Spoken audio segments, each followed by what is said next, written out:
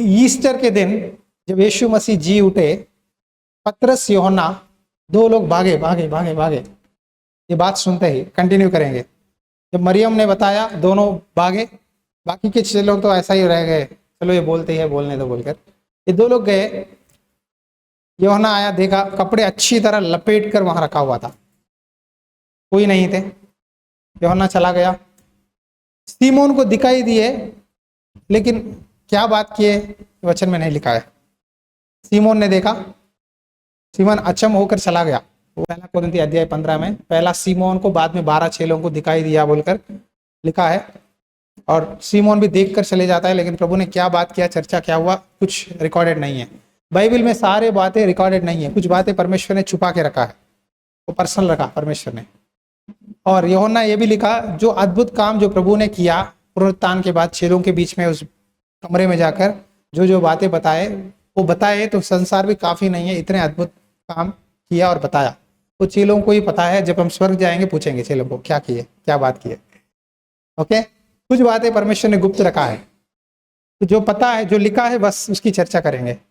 तो जब यीशु मसीह जी उठे, मरियम देखी, स्वर्गदूत खड़े हुए थे, तो ये बातें सारे वहां के फौजी जो रखे थे ना, जब शुक्रवार यीशु मसीह मर गए, तो यूसुफ, अरिमथाई यूसुफ अमीर व्यक्ति था, वो पिलातुस के पास जाकर बॉडी पूछा, बॉडी ले लिया यीशु मसीह का, अच्छे सफेद कपड़े से, लिनन क्लॉथ इस्तेमाल करते, बहुत कॉस्टली है, वो क्लॉथ से लपेट कर यीशु मसीह को परफ्यूम्स मारकर, लोबान गंधरस, ये मिलता है अभी भी यरूशलेम में मार्केट में, वो लगाकर वो गुफा में रखे यीशु मसीह को।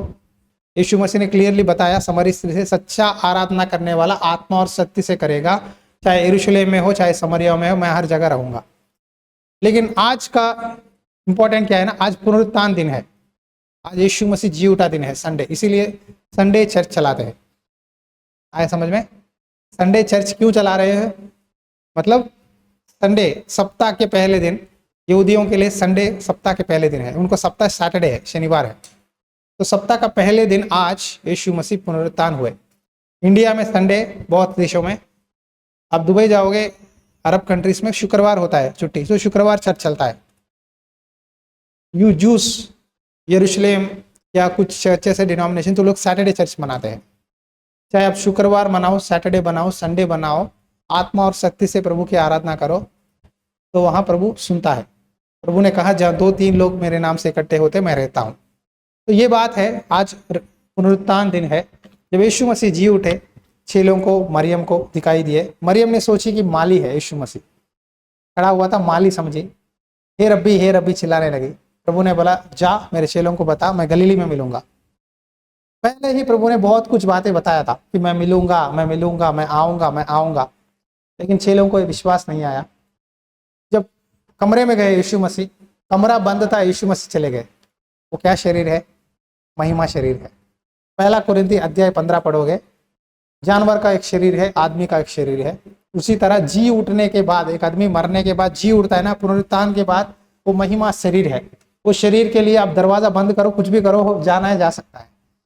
तो प्रभु यीशु मसीह की सैटरडे क्या हुआ, नरक में जाकर, पाताल में, पाताल का कुंजियां, चाबियां, शैतान को हराकर, एक पाप भी बिना किए, प्रभु पाताल की चाबियां अपने हाथ में लेकर, नरक की ताकतों को हराकर, शैतान को हराकर, शैतान का पहला हार क्रूस पे हुआ। शैतान ने बहुत कोशिश कर ली, यीशु मसीह को डांटा, गाली दिलवाया, थूका, बहुत कुछ करा, शैतान जीत नहीं पाया। शैतान ने सोचा कि यीशु मसीह कहीं ना कहीं पाप कर तो करेगा, मौका ही नहीं दिया प्रभु पहले, इसलिए प्रभु ने खुद बड़ा हथियार छोड़ दिया मुंह में से, पिता ये लोग जो कर रहे हैं पता नहीं, इनको क्षमा कर दे। शैतान का हार वहीं पक्का हो गया। यीशु मसीह ने पहला प्रार्थना में ही 7 वाणी शुक्रवार हुआ था, क्रूस पे 7 वाणी, पहली बात में ही प्रभु ने कह दिया, पिता ये लोग जो कर रहे हैं इनको पता नहीं, क्षमा कर दो। क्षमा, विश्वास, प्रेम प्रभु ने जो दिखाया वो सेवकाई का बुनियाद है। क्षमा, विश्वास, प्रेम, ये नहीं है तो हम मसीह नहीं है। और पवित्रता, होलीनेस, बिना पवित्रता कोई प्रभु को देख नहीं सकता। ये 4 चीजें हमारी विश्वास है, नींव है नया नियम का। फिर उसने उनसे कहा, ये मेरी वे बातें हैं जो मैंने तुम्हारे साथ रहते हुए तुमसे कही थी। अवश्य है कि जितनी बातें मूसा की व्यवस्था, भविष्यद्वक्ताओं और वचनों की पुस्तकों में मेरे विषय में लिखी है सब पूरी हो। आमीन। प्रभु पुराने नियम को तोड़ने नहीं आए, पूरा करने आए। व्यवस्था को कोई भी पूरा नहीं कर पाए। मूसा नहीं कर पाया, भविष्यद्वक्ता कर नहीं पाए, न्यायी नहीं कर पाए, राजा नहीं कर पाए, कोई भी व्यवस्था को पूरा नहीं कर पाया। अकेला यीशु मसीह ही पूरा 10 आज्ञाओं को पूरा करके व्यवस्था, भविष्यद्वक्ताओं की लेखाओं में जो जो बातें, कुछ लोग कहते हैं यीशु मसीह नया नियम में है, पुराने नियम में कहाँ है, बताओ। ये सबूत है। देखो, मूसा की व्यवस्था में यीशु मसीह है। भविष्यद्वक्ताओं यशायाह, यिर्मयाह, एजकेल, जकरिया, ओबद्या, नाहुम, सारे भविष्यद्वक्ताओं की पुस्तक, भजन की पुस्तक, सैम्स, भजन संहिता में मेरे विषय में लिखी है। प्रभु खुद कहते हैं मेरे बारे में लिखा है, उसमें भी सब पूरी हो। सब बातें पूरा करने आया हूं मैं। व्यवस्था को तोड़ने नहीं, पूरा करने आया हूं। पूरा किया, व्यवस्था को पूरा किया। तब उसने पवित्र शास्त्र बुझने के लिए उनकी समझ खोल दी। हालेलुया। समझ खोल दिया, उनका बुद्धि खोल दिया प्रभु ने। जब खोल दिया और उनसे कहा, यो लिखा है कि मसीह दुख उठाएगा और तीसरे दिन मरे हुए में से जी उठेगा और यरूशलेम से लेकर सब जातियों में मन फिरावा। पहली बात देखो, यीशु के मुंह में से क्या आ रहा है, मन फिरावा। दूसरी बात, पापों की क्षमा का प्रचार उसी के नाम से किया जाएगा। सुसमाचार में सारांश क्या है ना, सारांश, यीशु मसीह के आखिरी शब्दों में सारांश, सुसमाचार का मुख्य नींव क्या है ना, मन फिरावा। मैं आपको मिरेकल्स बोलूंगा, पवित्र आत्मा के काम बोलूंगा, सब कुछ बोलूंगा, अगर मन फिरावा नहीं है तो क्या फायदा है। अगर मैं बड़े बड़े वेद खोल दूं, बड़े बड़े धाम धूम मिरेकल्स कर दूं, गिरा दूं, वो कर दूं, चंगा कर दूं, मरे को जी उठा दूं, मेरा प्रॉपर्टी बेच दूं, सब कुछ कर दूंगा, लेकिन मेरे अंदर नींव, विश्वास, प्रेम, दया, करुणा नहीं है तो क्या फायदा है। तो ये प्रभु ने पहली बात बोला जी उठने के बाद कि मैं दुख उठाऊंगा, मर जाऊंगा, तीसरे दिन जी उठूंगा। इस समाचार है, यही सुसमाचार है। यीशु मसीह के बारे में 3 बातों में बताओ, कोई बोले 3 मिनट में, तो बोलना है यीशु मसीह तुम्हारे लिए इस संसार में पैदा हुआ, तुम्हारे लिए दुख उठाया, तुम्हारे लिए क्रूस पे मर गया, तुम्हें नरक से बचाकर स्वर्ग लेके जाने के लिए वो तुम्हारा दोष, तुम्हारी पाप, तुम्हारी बीमारियां, तुम्हारे तकलीफें, तुम्हारे बंधनों को वो अपने आप उठाकर आपको छुटकारा दिया। ये सुसमाचार है। आपको क्या करना है, यरूशलेम से लेकर सब जातियों में क्या करना है, मन फिरावा, पापों की क्षमा का प्रचार। मतलब आप जिस हालत में आए हो प्रभु को पता है, आप जो भी हालत में हो, आप जितना भी मर्डर किए हैं आपने, चाहे 10 लोगों को, फिर भी आप अपने पापों की क्षमा मांगोगे, प्रभु आपको माफ करेगा। वो क्षमा करने के लिए योग्य है। प्रभु के पास ऐसा कोई पाप नहीं क्षमा नहीं कर सकता। बोलो मेरे साथ, प्रभु के पास ऐसा कोई पाप नहीं वो क्षमा नहीं कर सकता। प्रभु के पास ऐसा कोई व्यक्ति नहीं उसे स्वर्ग ना ले जा सकता। जब चोर ने मन फिराया क्रूस पे, प्रभु तू पवित्र है, हम तो पापी है, हमको हमारा गुनाहों का फल मिल रहा है, तू हमें एक बार स्वर्ग में, स्वर्ग के राज में याद कर ले। बोला, बस याद, रिमेंबर किया, याद करो बोला। लेकिन प्रभु ने बोला याद क्या, चल मेरे साथ, लेके ही जाऊंगा, लेके चला गया। तो इतना प्यार करने वाला परमेश्वर यीशु मसीह है। तो यीशु मसीह ने यही बोला, मेरे नाम से पापों की क्षमा है। इस पृथ्वी पे आपकी पाप क्षमा होना है तो एक ही नाम है, यीशु का नाम। यीशु के नाम के द्वारा ही आप उद्धार पाओगे। प्रभु का नाम से हर एक घुटना टेकेगा। एक दिन प्रभु आने वाले हैं। जब प्रभु आएंगे, जो विश्वास करते हैं, जो प्रभु के मार्ग पे चलते हैं, उनको आनंद है। जो विश्वास नहीं करते, जो प्रभु को प्यार करके बपतिस्मा लेकर प्रभु को छोड़ दिए लोग, संसार में चले गए लोग, या प्रभु की बातें कहानी जैसा सुना हुआ लोग, सारे लोग प्रभु को देखकर छाती पीट पीट के रोएंगे, चिल्लाएंगे, रोएंगे, अरे हमने गलत काम किया, हमने प्रभु को आदर नहीं किया, प्रभु के बातों पे इज्जत नहीं दिया, वचन को हमने ध्यान नहीं दिया, रोएंगे पीटेंगे। मैं नहीं चाहता कि आप में से कोई भी उस लाइन पे रहे। आप सब लोग खुशी से प्रभु को सामना करना है। वो आशा इस पुनरुत्थान के द्वारा प्रभु दिलाया है। अगर प्रभु जी नहीं उठते, हमारा विश्वास, चर्च आना, प्रेयर करना सब बेकार है। कई महान पुरुषों ने कहा, बड़े बड़े लोगों ने, हम जी उठेंगे, मृत्यु पर जय प्राप्त करेंगे, कोई नहीं कर पाया। लेकिन यीशु मसीह ने जो बोला वो करके दिखाया। हालेलुया। पहला कुरिन्थी अध्याय 15 में 54 और 55, जय ने मृत्यु को निगल लिया, जय ने मृत्यु को निगल लिया। हे मृत्यु, तेरी जय कहाँ रही? हे मृत्यु, तेरा डंक कहाँ रहा? मृत्यु का डंक पाप है और पाप का बल व्यवस्था है, परंतु परमेश्वर का धन्यवाद हो जो हमारे प्रभु यीशु मसीह के द्वारा हमें जयवंत करता है। इसीलिए हे मेरे प्रिय भाइयों, दृढ़ और अटल रहो और प्रभु के नाम में सर्वदा बढ़ते जाओ, क्योंकि यहाँ जानते हो कि तुम्हारा परिश्रम प्रभु में व्यर्थ नहीं है। आमीन। जय ने मृत्यु को क्या किया? निगल लिया। संसार में कोई भी व्यक्ति एक चीज से डरता है, इससे मौत से। कई अमीर लोगों ने मौत से बचने के लिए कई बड़े बड़े डॉक्टरों को बुलाया। बुढ़ापे से बचने के लिए जवान लड़के लड़कियों का खून लेते हैं, बहुत सारे ट्रीटमेंट किया, लेकिन मौत से जी नहीं पाए। माइकल जैक्सन के घर में 50 डॉक्टर थे, बहुत करोड़पति था। 24 घंटे उसके घर में कमरे में 50 डॉक्टर है। उसने बहुत कोशिश किया कि मैं मरना नहीं चाहिए, मुझे जीना है, आशा था, लेकिन बेचारा 50 साल में मर गया। क्यों? बड़े बड़े डॉक्टर से घर में, पूरा विदेशी ट्रीटमेंट है, सब कुछ है, लेकिन मौत को हरा नहीं पाया। ऐसे बड़े बड़े लोग आज भी समझते हैं। आपको पता है अमेरिका में एक लैब है, और लैब में 700 से 800 लोग डेड बॉडियां हैं। 1900 सदी 1800 सदी से मरे हुए लोगों के बॉडियां पे दवा लगा के बांध के रखे हैं। अब वैज्ञानिक का मानना है कि हम मरे लोगों को, जो मर गए 200 साल पहले, 100 साल पहले, उनको हम जी उठाएंगे। आदमी कोशिश कर रहा है, लेकिन साबित कोई नहीं कर पाया। जी उठाने वाला परमेश्वर एक ही है।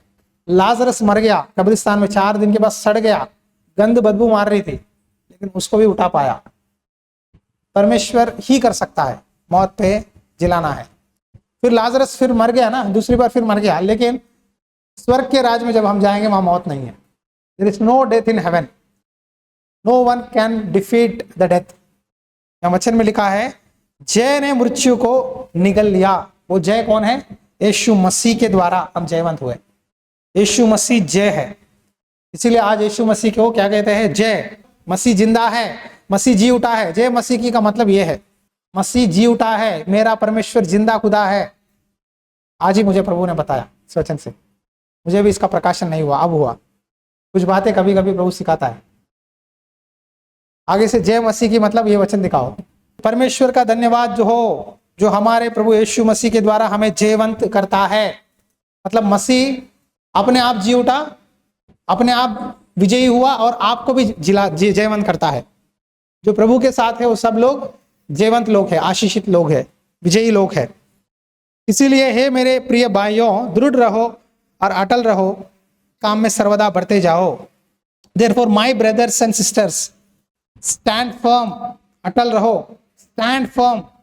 परमेश्वर ने आपको कढ़ाया है, प्रभु के काम में सर्वदा आगे बढ़ते जाओ।